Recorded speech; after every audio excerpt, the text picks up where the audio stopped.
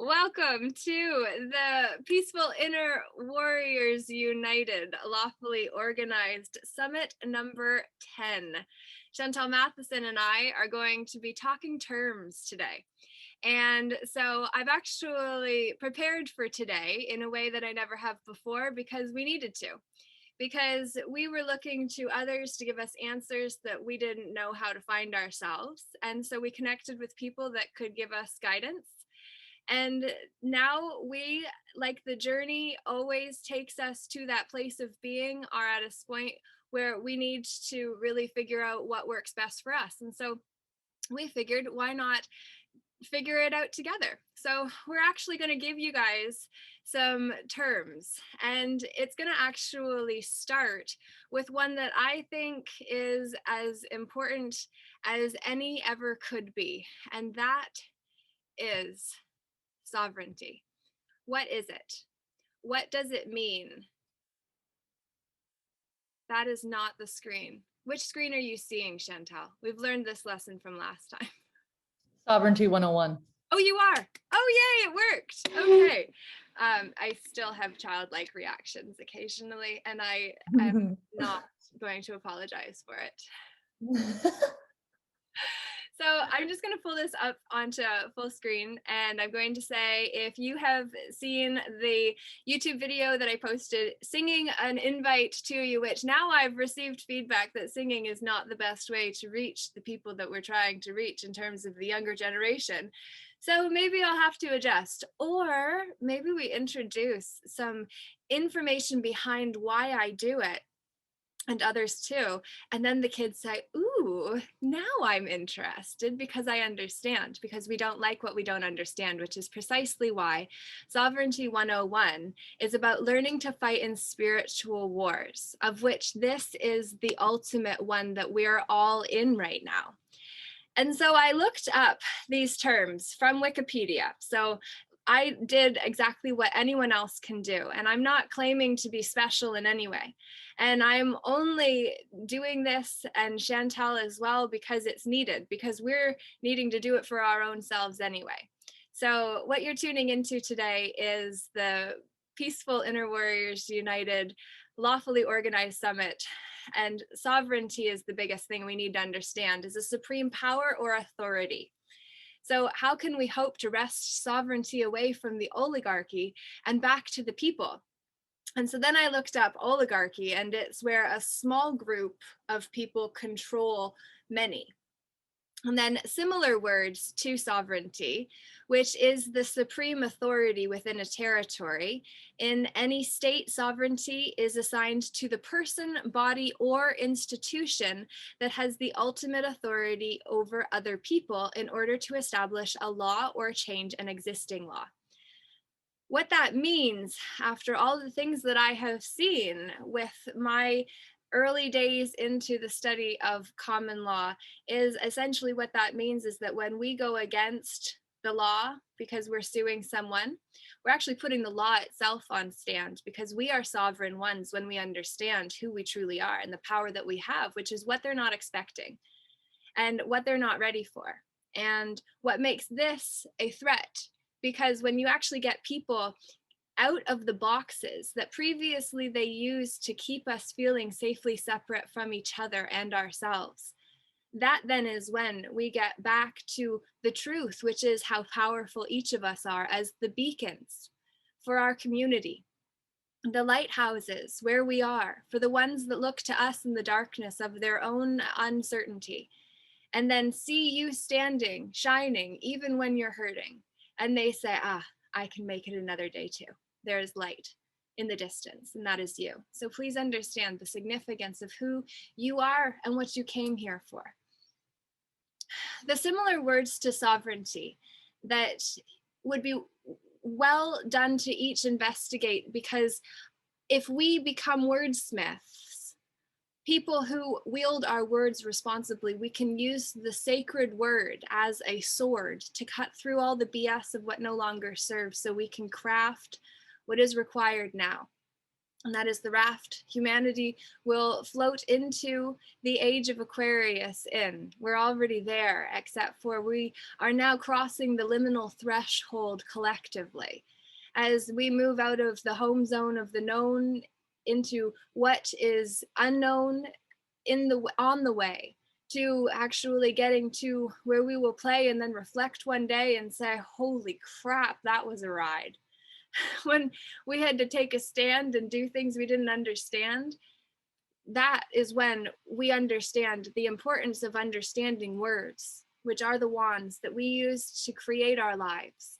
And when we understand sovereignty, when we understand that we must use the tools available to us and then not discredit or say that one tool is less useful because this tool discredits all others. Well, what if more than that were true? And what if that was what we have a responsibility to ourselves and each other to establish? And then what if we actually went deeper than that and realized that right now there are experimental biological agents literally changing people's DNA, which in this summit on sovereignty, which is different from suzerainty, which is in here. But what is different from sovereignty is what it means to be a natural man or woman. The natural man is a state of being carnal or concerned with one's own self, one's own body, the gratification of one's own flesh, one's own needs and desires, particularly one's own desires, which causes anger, hatred, sadness, and bitterness, and other downward vortex-like emotions that easily take us from boredom, where the devil has idle hands make devil's playground experience, down to lower vibrations emotionally. And when we actually understand that all of this is to take a stand for the ones that can't do this because they maybe are not old enough to read yet, we want to make sure that they don't end up having their DNA altered because the messengers that are deployed by the RNA that help the DNA understand who it is, those messengers are not going to be sending messages that the DNA understand, because literally the the RNA messengers are going to be coated with something synthetic. So the body isn't going to be able to reproduce that. And then what do we have? People with autoimmune disorders. Guys, we've really got to understand these kids can't have autoimmune issues because we were not responsible enough to stand for them by understanding our rights. And so I don't know whether you want to speak into anything at this point, Chantal, for all the hours of research that you've done to investigate, but certainly the floor would be yours if you wanted to unmute yourself. I've just gone I've done a little bit of research on the whole common law and all that, but I've kind of gone in another direction, trying to figure out actual law and all of the secret ways that they put us in contracts that we just easily sign our life over on. The secret ways that they hook us that we don't know about in their language that we don't actually understand. Which is called legalese. Yeah. So legalese is basically the way that the legal system operates, which is then when I defined the difference between legal and lawful, I had thought, or maybe, oh, I did get it, maybe down there. But lawful being within the law, allowed by the law, lawful methods of dissent, established sanctions or recognized by the law, and obeying the law, law abiding. A rule of conduct or procedure established by custom, agreement, or authority. This piece around contract Chantal just mentioned being where agreement is so essential, and where I was speaking of the RNA altering injections that are currently being put into people who apparently in like 4 to 6 months could have reactions when the body is now creating its own battle within its own cells, literally the cells of the body Like, this is the territory being fought for right now. And if we don't know that we are the lands, like real estate, what is real? And what is the estate up for grabs? And right now it's the territory known as us. Like, your planet you, I'm planet me, Chantal's planet Chantal, and Earth is planet Earth. And if we actually think about the fact that Earth has been tested for as long as any of us have been here, they've been examining her, and they know less about her than what answers they do know. And then, that being said, how many experiments have been done expressly on you outside of the boxes you were told to fit into throughout time? And what we don't we're not necessarily acknowledging, or haven't been so much focusing on, but need to, is about the revamp of self-image that is required when we start to understand that we are the law.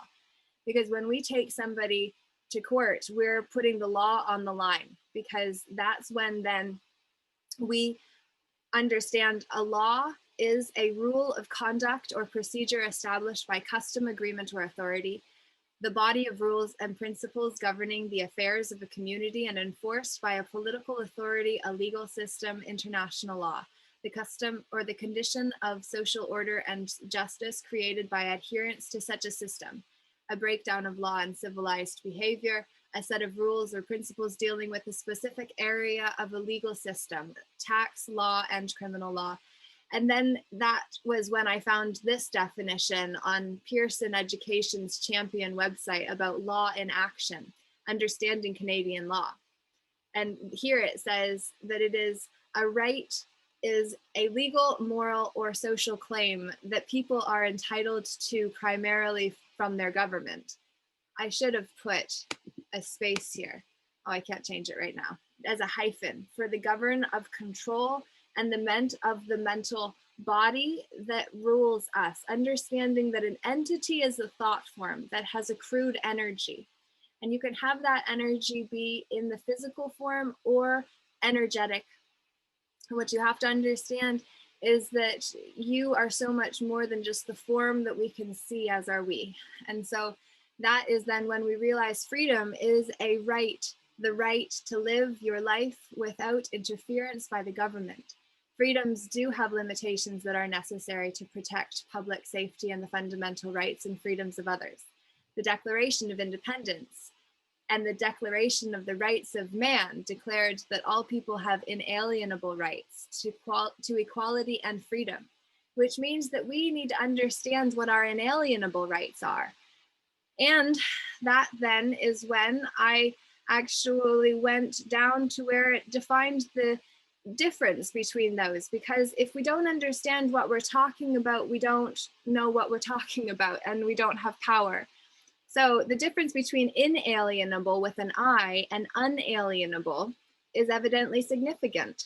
So the adjective inalienable means something that can't be transferred to someone else, taken away, or denied. Unalienable is also an adjective, which is a describing word, I believe, isn't it?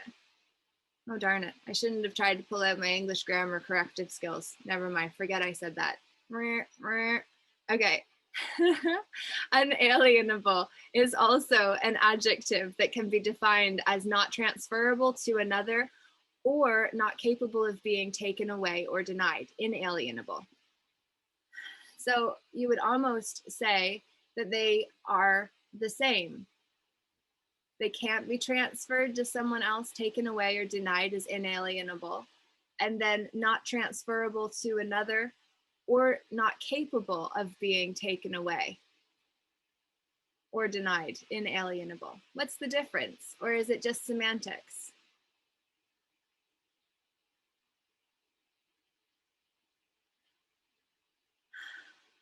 These are the things that if we don't understand this, there's a small difference. And if we don't understand where it is, this is happening live because other people didn't choose to show up today. And Chantal and I are here because we said we would be. And there were some issues that took place when people said they would be there for us previously, and that didn't happen because of reasons outside of our control, but we were impacted. And I think that you've been there before too. I think that you've been let down when somebody didn't understand that it wasn't about the drama, it was just about the task. And so it's really about understanding what is an entrenched right. And then this is just going with what I prepared ahead of time, simply because I was following what was coming up and riding the magic of the moment as I do. And entrenched rights became something that was new to me and my awareness, which is just because I need to learn a lot yet. And yet I need to also remember a lot from inside. And I am a mirror to you. So the same is true for you too. And I want you to know too, that anybody that judges because of how I sing and dance and parade about and do my thing, when it feels natural to do, because that's just what I feel inspired to, I do all of that unabashedly because it gives you permission to do the same. And that's what's required of sovereign beings. In order for us to understand who we are, we need to be willing to get out of the box, get uncomfortable, to make mistakes. That's where we grow. It's just like diamonds become such when coal is pressed with such pressure that eventually it transforms. And when the butterfly thinks it's about to die, or when the caterpillar thinks it's about to die, the butterfly is birthed. And that's what we're going through collectively right now. And there is a choosing of timelines at play right now that is really necessary for us to be aware of. Because the choosing of the timelines is going to be based on the 4D thought paradigm matrix overlay that is at play. Because what is happening is these entities are essentially thought forms that are gathering energy as they're going around connecting with people and then feeding off of them and their energy. And the more energy you give to these entities, then the greater the energetic presence they'll have, because of how much presence you give them instead of keeping it to yourself in this present moment. And so if you're plugged into an energetic paradigm that is not only just one entity, but it has multiple friends behind it, that's when then that becomes even more intimidating, because a dog always acts more fierce when it's in front of its friends, because then there's the feeling of pack mentality, unless they come up against someone that doesn't appear afraid, unless they come up with a sovereign individual that says, you think, because there's a few of you, like, don't take this as me calling anyone out, but this is to say, when you come against someone that knows who they are, how powerful truly that we are, when they have come to own their sovereignty, like what we're working to do is we learn our rights, which we understand. If you don't know your rights, you don't have any. And as we do that, we gain in confidence because we feel more secure because of what we know. And it builds an inner security that we need in order to make change possible. Because if we're too afraid, we won't leap. If we're too afraid, it's just too intimidating for us to be willing to share what we're doing with someone else. And then maybe what we'll do is just record it and then choose to post it after we're live. So then if anybody wants to judge your attack, then we don't have to be there for that. But then you don't have the ability to share your side of the story when that feedback comes in either. So who knows what the best way is, but the way that I choose to do it is live, because I believe that we don't get any other moment than right now. And if we understand that, then we truly can take our power back to the moment, which is what's required. Changing entrenched rights starts with understanding what entrenched rights are. Entrenched rights can be defined as those rights which are explicitly protected by the Constitution. These rights will have a special status and will be immune from change by political whims through legislation. In order to change them, a constitutional amendment will be required. The Bill of Rights, first 10 amendments, which is American, is perhaps the best example of entrenched rights in the US. As within these 10 amendments are numerous rights that are given to American citizens. These include freedom of speech, assembly, religion, legal protections, right to fair trials, protection or or discrimination or protection of discrimination and more. And then in changing those, if anyone wanted to change any of the entrenched rights in the US, this must be done through a constitutional amendment. In any piece of ordinary legislation would immediately be struck down by the US Supreme Court as unconstitutional. So essentially, I included this because this is kind of the section that stood out to me as where we are able to exercise our sovereignty as one who is sovereign against the law. Is this new or you're familiar? Am I familiar with all of this? Yeah.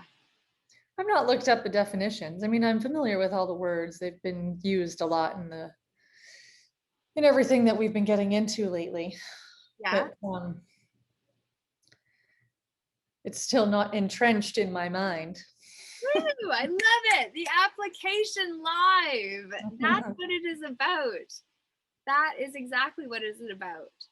So I don't know whether this was helpful. And so I've kind of just done a little tutorial of my own creation as I kind of gathered information about what I felt I needed. I did find a list of the inalienable rights in a picture on Instagram that I can't find to be able to share. And then somehow finding a list of the inalienable rights is more difficult than I feel like it should be. But that's just all part of the fact that if they hide the truth in plain sight and just make it more difficult for us to be able to get to, then fewer people will do it. And then if fewer people do it, then fewer people will know about it. And if fewer people know about it, then fewer people will do anything about it. And then the longer it can remain as it is. So it's not only just that it's hard to find, it's hard to understand because they make it that way, because they don't want you to know your rights. You may find it, but try to decipher it. Yeah. You know, the lawyer pretty much to understand their gibberish that they've created.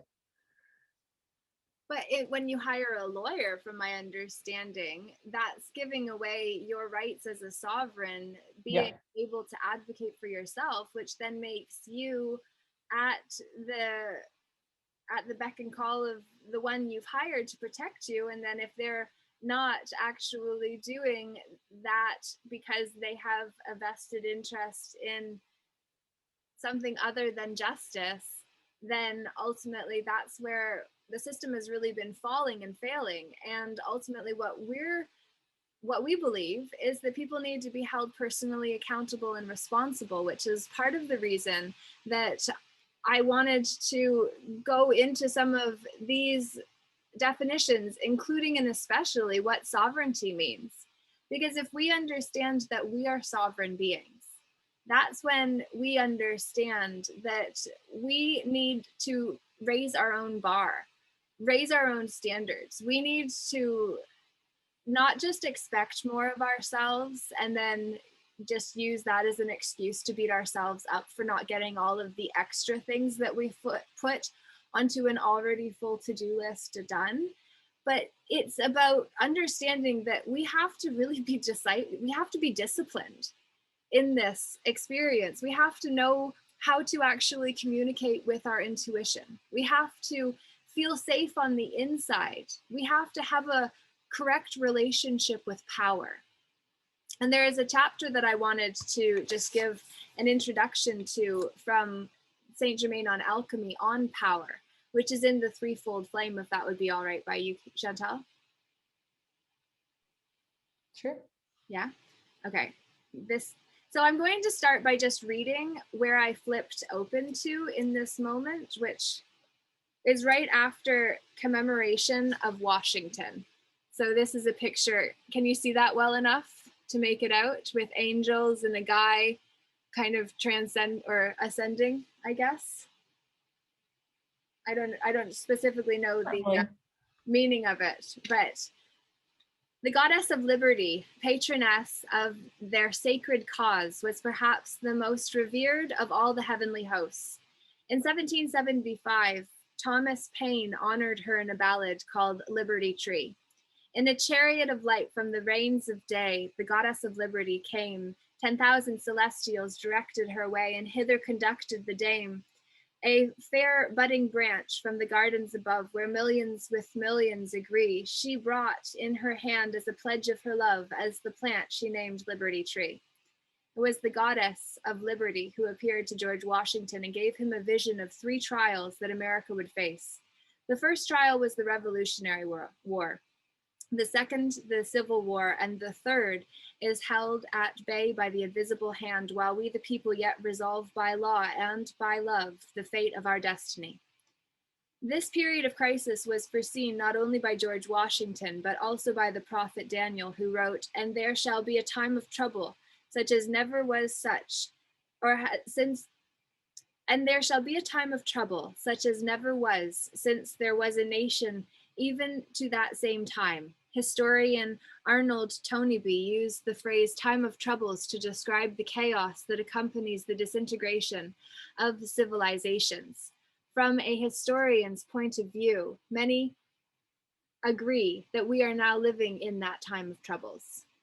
And we're going to bring this in because this is what is necessary information that I didn't realize was what we were going to do specifically, but this is exactly what needs to happen because it's not tremendously long. It's literally only 4 pages in total for what I started at, and I've read this before. And so in terms of tools, like Article 61 of the 1215 Magna Carta was the People's Protection Clause that basically the barons laid out so that King John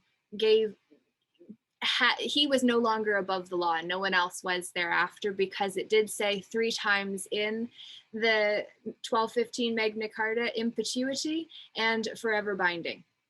So basically what that means is in Article 1, Article 61, and Article 63, they say that the Magna Carta 1215 is forever binding, and Article 61 is the People's Protection Clause, so that if a king or queen were being treasonous, then the people could actually step up to the treasonous regime that they were implementing and then castrating everyone that tried to rebel. And we could say, no, we're doing this lawfully, and we're asking you to understand that you will be held personally liable and responsible at the end of our days. And so you need to make a choice that is going to be respectful to your soul and understand that this is a spiritual war that is underway right now. And so Article 61 is a tool that our ancestors gave us. And back in March 23rd, 2001, when they invoked Article 61 and actually dissolved the government and all of the things that we have thought have been the figureheads of power, we've given our power to freely because we thought that was what was supposed to happen here as a human. Once we understand that all of that dissolved and collapsed, they just didn't tell us in 2001, then we say, okay, for 20 years you've reigned and you have been a corrupt government who have been taking advantage of the people.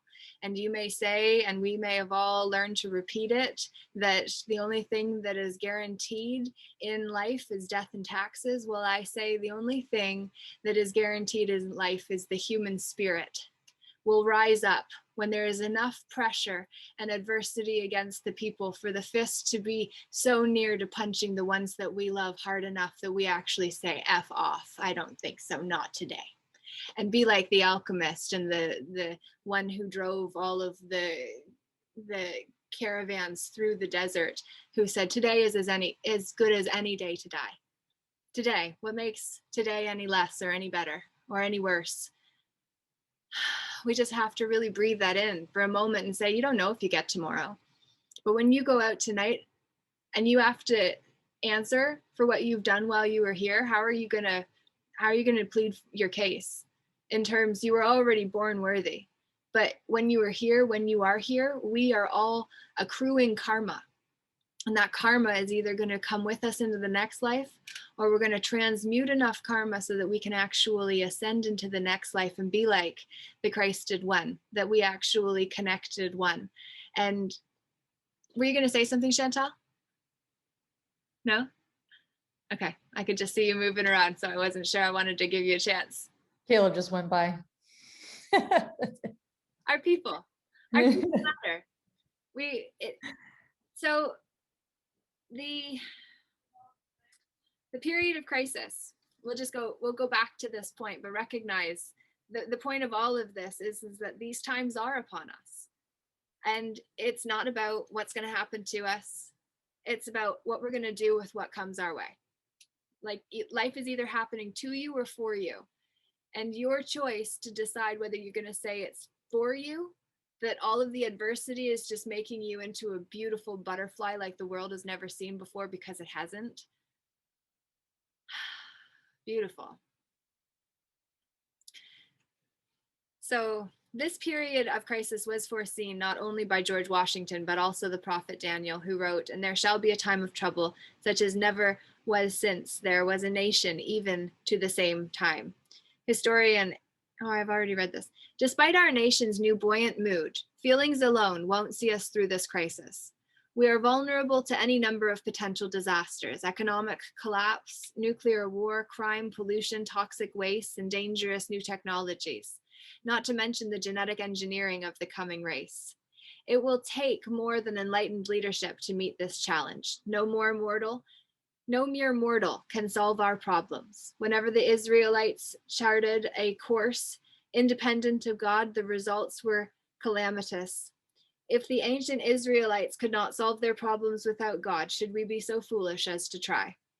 Tony B said that a civilization in the time of troubles would collapse if its people did not go through the process of spiritualization from within, or, as he called it, etherealization.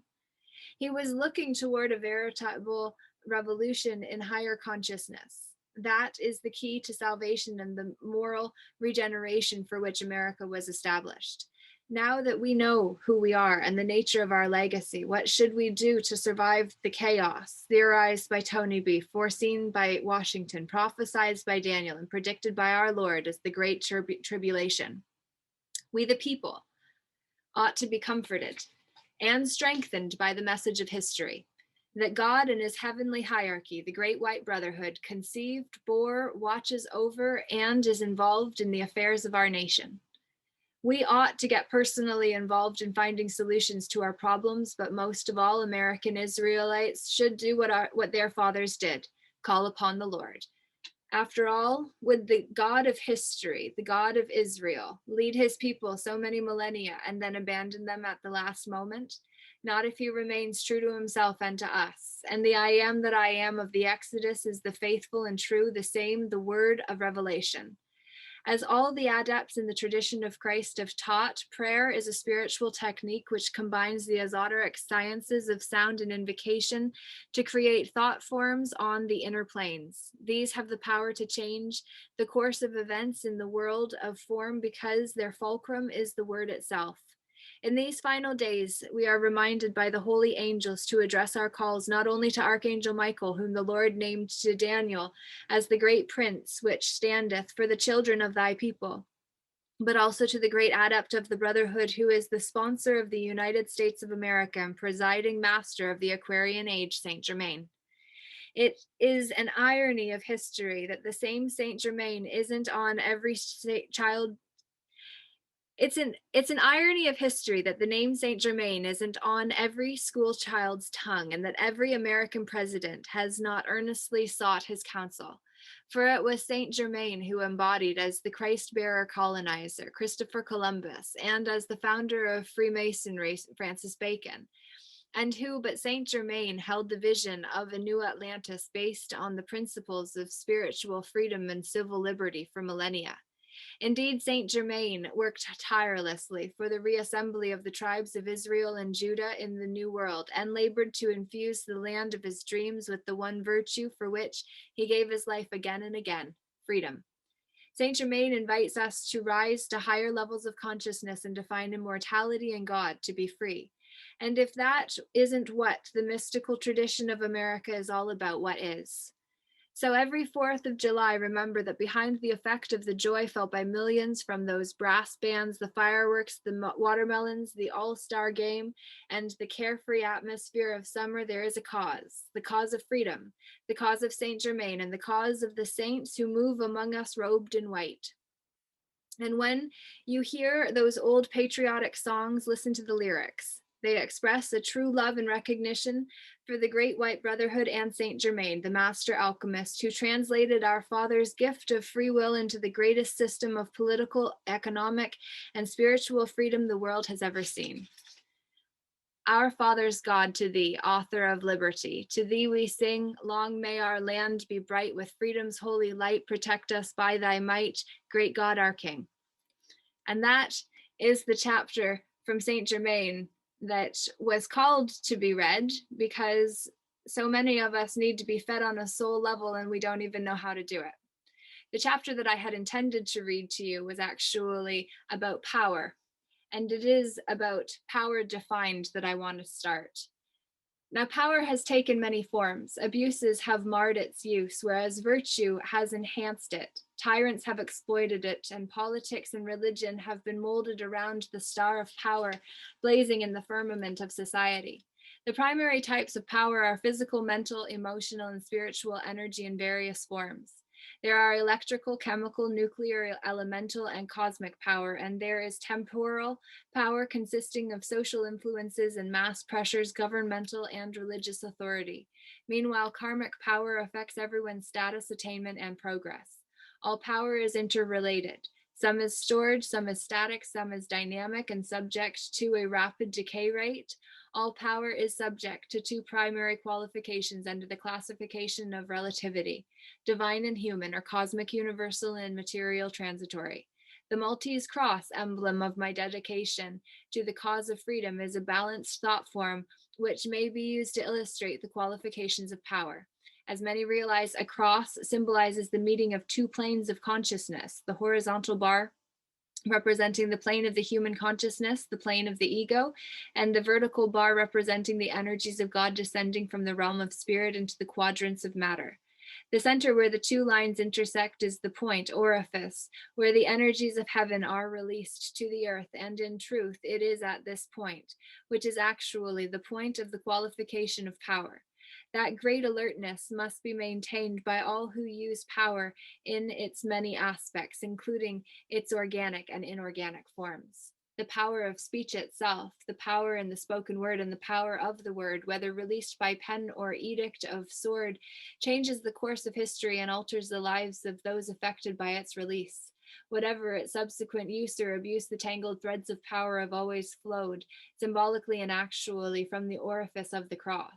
The Maltese cross is a symbol of perfect balance, both in the alignment of the four planes of matter and the four cosmic forces thereof, and in the inner and outer expression of God's Spirit within the souls of his own.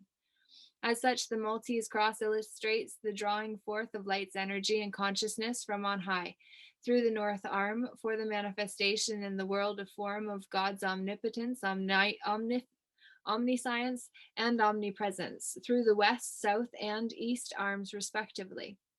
And as we shall soon see, in this cosmic interchange between God and man, the universal light is beamed forth, as above, so below, to the right, to the left, and in the center is a perfect equilibrium of power, wisdom, and love.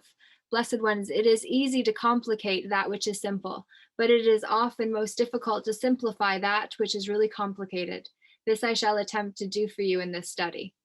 Bear in mind that when a child first begins the study of arithmetic, he is dealing with simple sums and the concrete. In his world of counting things, he can little conceive of the intricate threads of logarithms and abstract methods. Man should then realize that the perfectionment of the soul in God must take into account the training of the child man and the fact that so-called cradles of negation, compartments in the world of form, have been created as classrooms or schools of soul, testing where transmutation and noble changes can be effected that will result in an expansion of the flame of freedom, raising every son of liberty into the totality of his identity and divine manhood. In simplifying the understanding concerning the release of power, it should be shown that the bodies of man, for by definition, are receptacles of that power. Thus, his physical, mental, emotional, and etheric sheaths of consciousness are recipients of the charge of power that is released through the electronic pattern of the Maltese cross. For the purposes of this study, it is best that we consider the dawn, the beginning of each day, as the arbitrary point of origin for power's release. When self-conscious awareness once again floods the altar of individuality and men begin again to think and to perceive, for this too is an employment of power, but one which is often abused by neglect. Few today are aware of the degree of power which God has conferred upon man through the gift of consciousness. Few are aware that they possess the power of focalization and intensification with the proper exercise to their attention through individual consciousness, nor do they realize that the interpretive and discriminatory action of the God self enables them to take firm hold of the reins of power and to be in control of their lives and to be less distracted by the social and karmic responsibilities that are daily thrust upon them. So that message, there is more. And I did read this out when I actually read a chapter on my YouTube channel about way showers of the Aquarian age with Jesus Christ and Saint Germain, which is literally what a chapter in here is called. So if you wanted to go back, you can find that message over on YouTube. But the point of this message is that we have a lot more tools than what we're aware of. But if we don't know how to use the tools, it's like this guitar behind me right there. It's like my dad lent me that guitar so that I could learn how to play. And have I made the time to do it? No. So is this a practical and useful tool for me? No. Is it a practical and useful tool? Absolutely. But until I learn how to play it, it just looks cool. And it sounds nice and fun. And what I'm not doing is actually using the healing capacity of it, because every time I hit one of the strings, the reverberation effect literally goes through me. And then I can help in resetting my natural state, just like you and everyone else too. But if we're not honoring ourselves as multidimensional beings, as body, mind, spirit, and emotional beings, then it's more difficult than it needs to be. And so part of where Chantal and I have kind of got with these summits, given that we've had 10 in a row, and I really enjoy being able to get together on a weekly basis. And yet we really need to make it more of a summit and not just me talking a lot, because that can happen. And I'm not opposed to it, and Chantal's like, no doubt. but like the truth is that we just need to gather and we need to get the important information. So I hope you found what was shared today valuable. I know it may seem random and it may seem very disconnected, or it may just seem out of your realm of familiarity, because it was unfamiliar to me until I put that together too. And so instead of being freaked out and just saying no to something because we don't understand it or we're not familiar with it or hadn't heard it before, it's just like, okay, so these are terms that are helping us figure out how to actually stand as sovereign women. And so what I'm going to actually challenge us to do, and everyone who is listening to, who wants to come back together next week, is to actually come back with a vision of what it would look like for us to be sovereign people. And then we have to look at the fact that person and people is actually a corporate definition. Just like when we're writing in blue or black ink, it's actually going with the Séquivie Act of 1666 that declared us all dead and lost at sea, so that they could make birth certificates and then capitalize on the worth your weight in gold, pound of gold per pound of flesh that we were born inheriting as our divine birthright, if we have protectors who are willing to make sure that our birthright is ours, which is what 20 years ago the barons did to evoke Article 61. And Chantal and I have sent off, we've sworn our oath of allegiance to Article 61, so that until order is restored and until the crown has evicted the treason and restored order, then we're standing for the people we're standing for the Constitution instead of the crown is the difference. Because warriors know what we stand for, and that is for being natural men and women, for being sovereign men and women, for being able to stand for ourselves and our children, whether we have them or whether we don't. It's like they're the ones that are going to inherit this mess. And so they are currently being silenced by people that are our age that are making the rules. And right now, I think that a lot of people our age are making irresponsible, uninformed choices to participate in a narrative that is not necessarily true and certainly not designed to enhance health, or we would have heard more health enhancing things instead of hearing the health enhancing things being denied and vetoed and fact checked against fact checkers, of whom which is fact checking them is the thing that we just have to start understanding, this BS world that we live in. And of course, after this many years of them being able to just feed us whatever they wanted because we just unsuspectingly bought it, they're going to put up a fight and they're going to say that the conspiracy theorists are after us and they're wrong, and whatever they want to say about said conspiracy theorists, because that's how it's been done historically. You just take out the ones that are willing to make a fuss, and then you don't have a fuss anymore.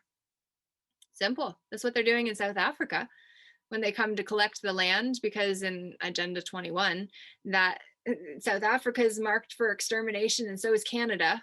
So in South Africa, when they come and demand the land from the farmer that's used to, being able to say, this is my land, get off, then they just get a bullet in their head, and then the land is given to the ones that demanded it anyway. And then at what point is it any different other than we are more civilized here? Are we? So on that positive note, I think that we've given a lot of information, and what we've done is we've done it from a spiritual perspective, because that's my approach. And I feel like if we go down the law side, then we're looking at one branch. But if we go down a spiritual side, we're going down another branch. And if we go down a physical movement side, that's another branch. And if we go down an emotional side, that's another branch. And it's like, if we can just go down all of these different branches, then we can realize there are already people on these branches, and those people need to be connected to something that is not just one track. And that's what we're offering. This is not just one track. Like, this is not a trap to get you just to do it our way. This is to say you're an individual, and the world has never had one of you around before.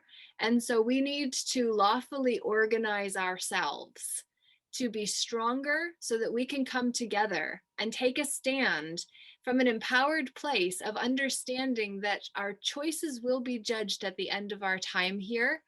And if we don't choose wisely and do what is a reflection of our divinity and the divine nature of our own selves, if we don't do that, then we choose the corrupted path that's ultimately going to make it so that we accrue negative, unjustified karma that sticks with us and comes into the next incarnation.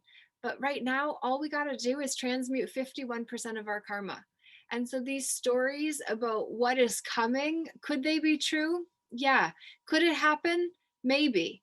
But what also could happen is that enough people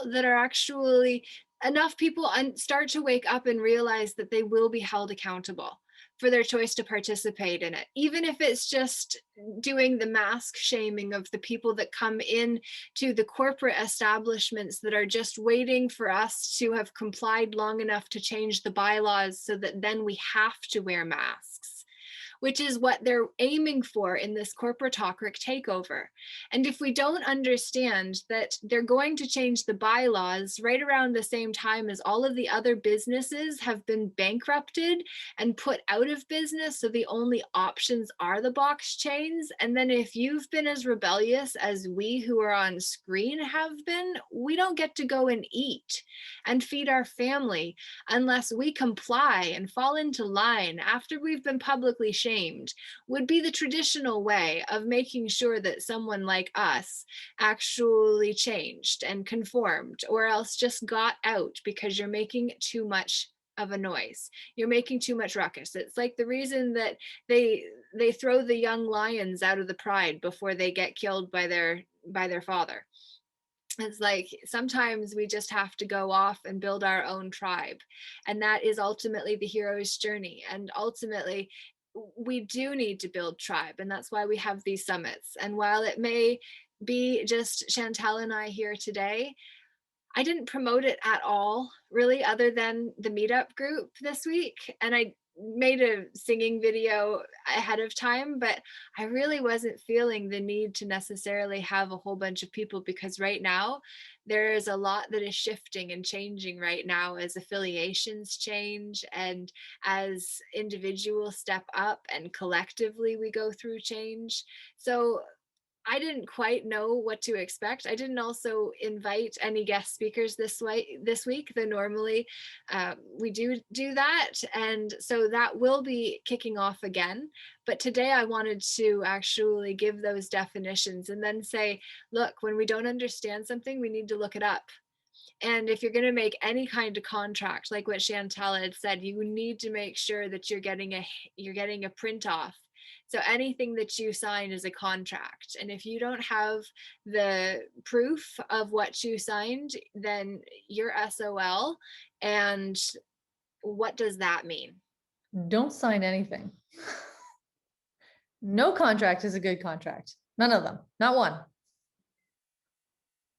They are all to hang you up.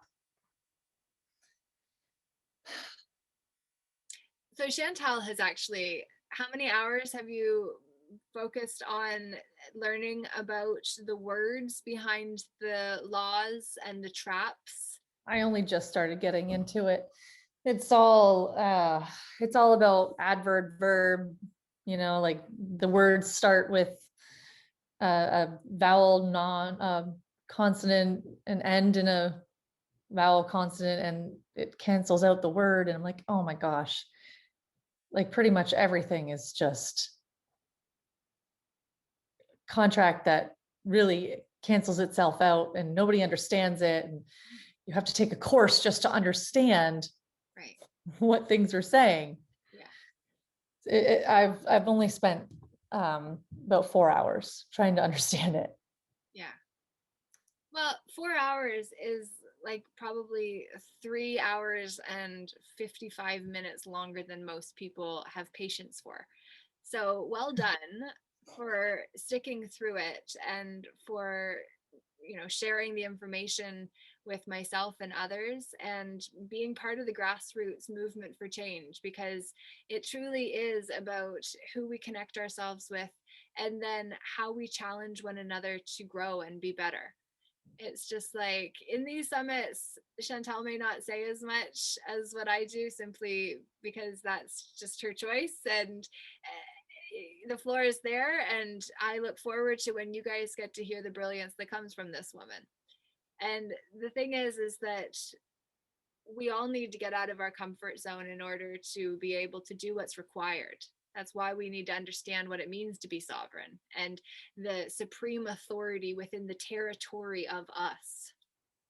To understand that that power is assigned to the one who takes it. Not because I just read that, because that is the truth. And if you understand that your power is assigned to the one who takes it, you understand that each of the identities that you have are where your power is plugged in. And right now, some are plugged into a masked identity on multi levels, not just the ones you can see on the face, but all of the masks underneath of that around who they thought they needed to be in order to be enough. We've been masked for a really long time. They've just externalized what was underneath the surface to make sure that we chose consciously what we were doing, because now we're wearing our fear on our faces, or we're not. And is creating a clear divide. And how do you win a war? But divide and conquer, and then come and clean up the rest. And our government is already sold out to powers that see people as profit opportunities or else as losses. Like, you're part of a P&L book, profits and loss book. Like, you're either contributing or you're taxing the system. And right now they're looking for the ones that are willing to go down the path of blind followership. And so it will literally potentially cost lives. Well, it is already costing lives. But like, that's the choice that you have, whether to go down a path that could literally change who you are on a cellular level. And I've had the feedback to say that the RNA doesn't actually change the DNA, but I think that's an absolute crock, because then I listened to Dr. Terry Tenpenny, I think her last name is. She's amazing. Yeah, Tenpenny. Basically, she's talking about the Trojan horse effect, which is where it whatever is in this disguises itself in order to break through what it's not supposed to be able to get through, and then it releases the men, so to speak.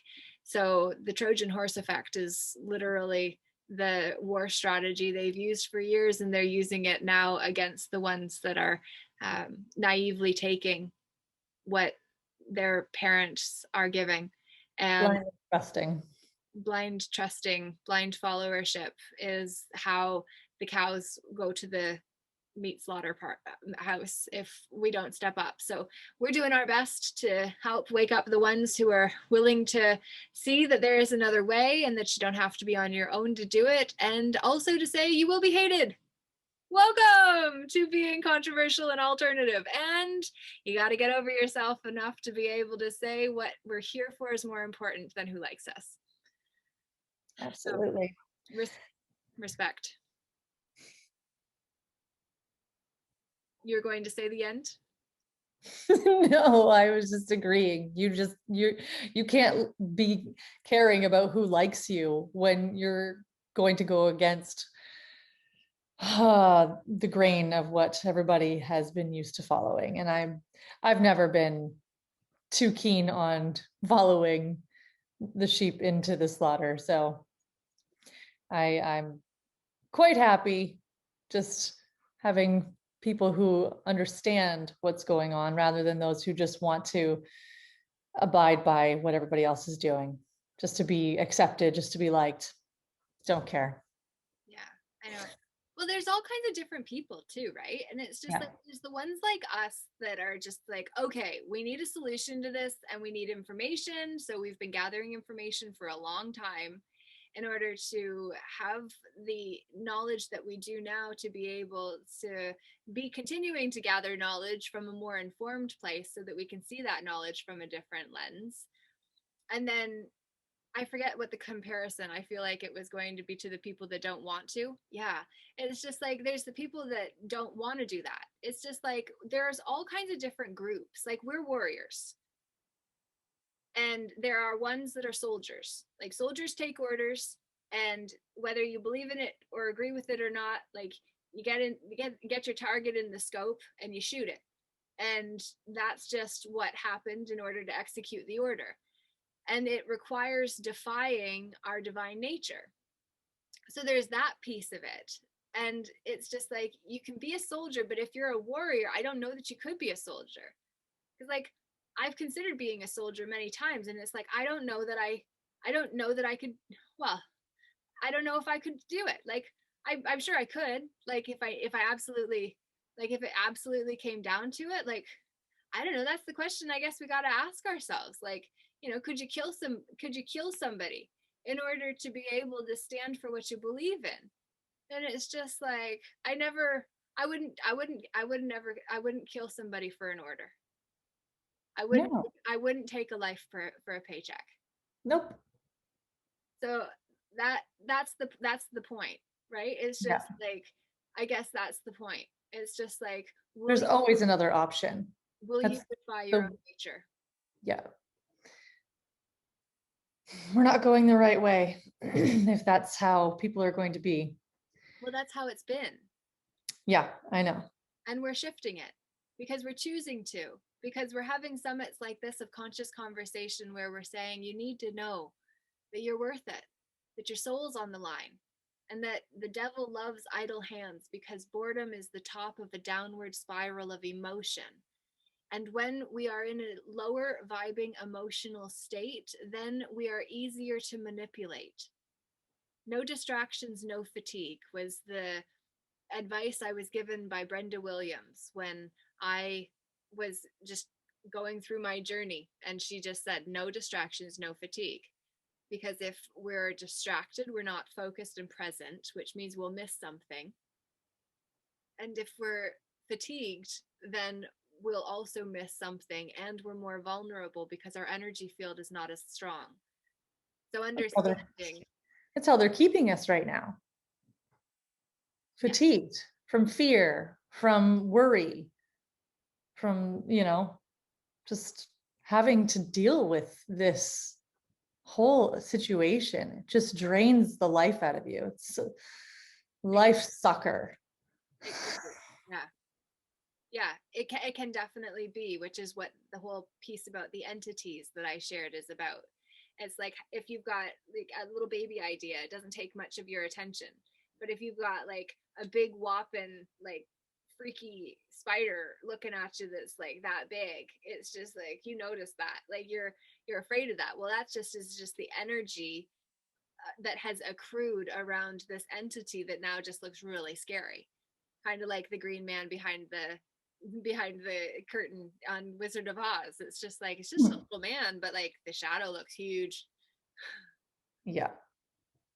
Which is also actually where I kind of want to leave today, is Plato's cave and that analogy and how it relates to here, because we've both faced a lot of adversity because of our choices to believe what we believe and to stand the way that we do, to try to be able to awaken those and be that lighthouse for when someone does wake up and just the cognitive dissonance is just way too much and they don't even know what's what or who's who. At least you know that there are some true ones who are gathering to connect with other true ones. So you're not alone anymore because you've got the Peaceful Inner Warriors United movement, which is a blessing. And I'm grateful that you have it because I wish I'd had it when I went through dark times, and Chantal as well, I'm sure.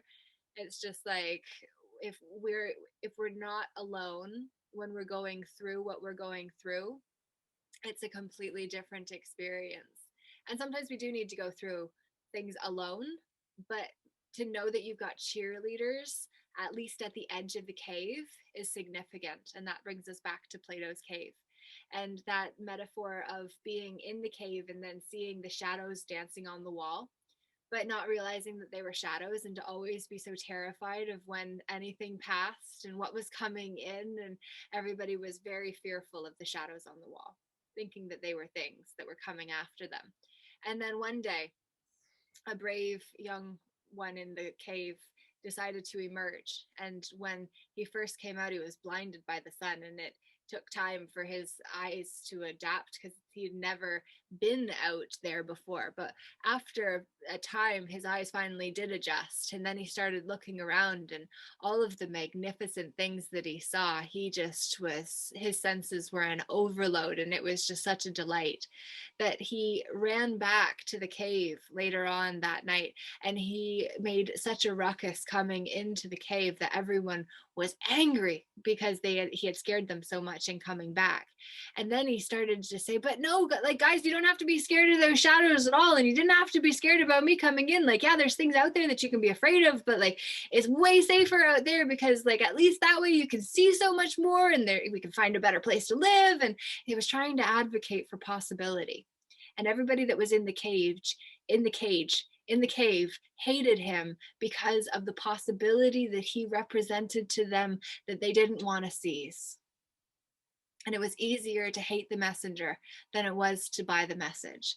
And so for each of us that are going through what we are, as we learn more information, please understand that you're running back into a cave, and there's a lot of fear there. And so we really need to figure out how to keep our own light shining so bright that when we come back, they say, so how is it? And they ask. Because when somebody asks and is eager and they want it, they're ready. It'll go right in. They'll have the ability to filter and discern whether they believe it or not, for sure. But generally, when we really want it, when we've eagerly been waiting for them to get back and like, okay, so like, tell me. When we start understanding that the way that we bring fear back when we eat all of this ridiculous smorgasbord of truth that is also littered with mistruth to throw us all off the truth and the path of enlightenment, of casting out the shadows, it's just like, please remember, like, outside of the cave is an entirely different reality, and that's where we choose to live. So next week we're going to have better experts. We're going to have people that are able to share more possibility with you. But I'm grateful that you've tuned in for however much you have today. And I hope you gained insights, and I hope you'll look into some of these definitions and other definitions that maybe we didn't get to today. Anything you want to say before the end, my friend? No, not really. Other than the fact that the path hasn't been littered, it's been dumped on. There's not a little bit of lies in there. There's a whole slew of them. Yeah, the ratio of like 90-20 or 90-10 is a bit skewed right now. So it's definitely, there's a lot of mistruth and BS out there because of the belief systems we've given our power to. Yeah. And so now, as sovereign beings, we need to learn how to stand for our power as the sovereign beings that we are. And so that was what today has hopefully equipped you to be able to do in a better way than you could before, simply because it gives you access to more information that you can choose what to do with. So as always, what will you do with this message and information? What does it mean to you? And what does it mean for you? Ask yourself those questions, and then make sure that you actually take action, because those are the 6 most important letters of the law of attraction. And when we understand that, we understand that we are literally here at a turning point in humanity's history where we can literally rewrite the script of humanity, of the history, but we can make it into our story. And so we want to make our story an empowered one. We want to make our story one where the masculine and feminine are balanced, where the matriarch and patriarchal patterns of the past no longer power trip against one another publicly or privately. And we want to ultimately bring a greater sense of balance, the Maltese cross effect that we read of in Saint Germain on Saint Germain on Alchemy. We want to bring that into being simply because now we're aware of it. So now we can do something with it. And on that note, we'll wrap up for today and say thank you. Namaste. Namaga. Thanks. Comment below. Let us know what you think. And we look forward to seeing you hopefully next week at 4 p.m. Eastern Standard Time again, Thursday. Toodaloo.